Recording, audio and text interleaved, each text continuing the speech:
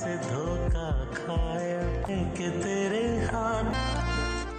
मैं सोच रही हूँ कि हम कर्ज कैसे अदा करेंगे। से धोखा खाया,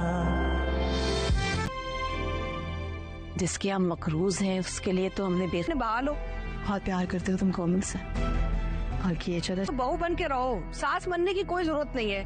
अरे कायनात तो सुबह ख्याली में पता नहीं कैसी कैसी बातें कर डाली। बहू हो ना तो सुबह दफ्तर चली गई थी, वो तो अपनी जिम्मेदारी निभा रही है ना, तुम भी अपनी जिम्मेदारी। तारा, ये जानने के बावजूद क्यों किसी और की घर सेल होने के बाद कोमल सिर्फ अपने पैसों के इंतजार में होगी और सोच लेगी ये पैसे वो अहमद के हाथ में देकर ज़ाया नहीं करेगी, बल्कि वो अहमद से जान छुड़वा लेगी। दूसरी तरफ हीरा मुल्क छोड़कर चली जाएगी और कोमल को मशवरा देगी कि अभी भी वक्त है, अहमद से जान छुड़वाकर हादी को अपना लो। हादी जैसा इंसान तुम्हें इस दुनिया में कहीं नहीं मिलेगा।